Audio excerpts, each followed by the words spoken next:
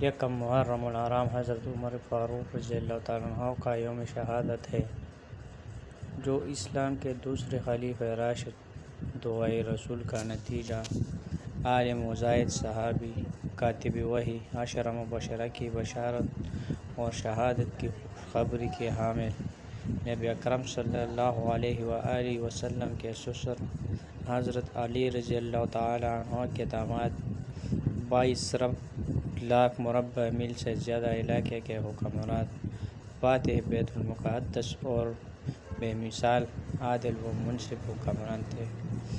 آپ رضی اللہ تعالیٰ عنہ کا مکمل نام عمر بن خطاب، لقب فاروق اور کنیت ابو حفص تھی۔ آپ ادوی قریشی تھے اور آپ کی پیدائش 586 عیسوی تا 590 عیسوی کے درمیان مکہ مکرمہ میں ہوئی، اور آپ نے 6 نومبر 644 عیسوی بمطابق یکم محرم الحرام 24 ہجری کو مدینہ منورہ میں شہادت پائی۔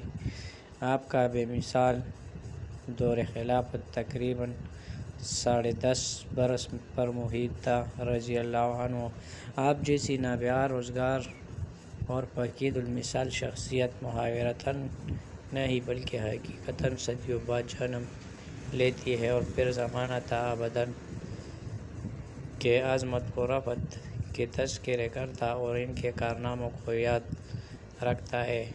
آپ اسلام کے وہ عظیم المرتبت شخصیت ہے جن کے قبول اسلام کے لیے خود خاتم النبیین نے اللہ سے دعا مانگی، اے اللہ آپ ابو جہل یا عمر بن خطاب دونوں میں سے اپنے ایک پسندیدہ آدمی کے ذریعے اسلام کو غلبہ اور عزت عطا فرما۔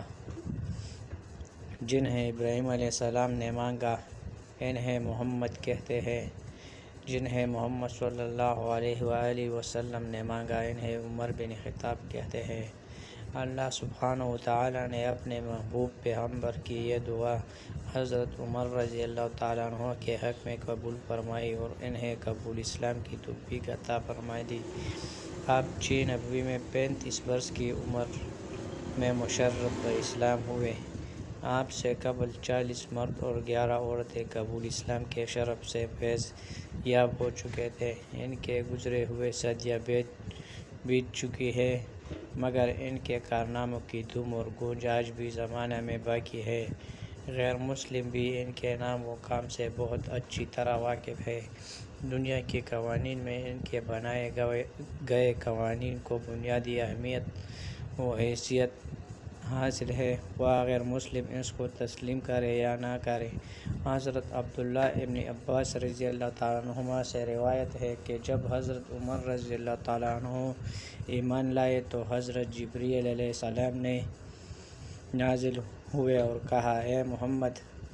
اہل اسلام نے حضرت عمر رضی اللہ تعالیٰ عنہ کے اسلام لانے پر خوشی منائی ہے، تو آسمان پر ملائکہ نے بھی خوشی منائی ہے۔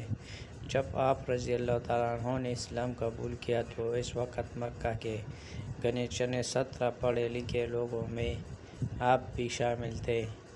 بعد میں آپ کو کتابت وحی کا شرف بھی حاصل ہوتا رہا۔ حضرت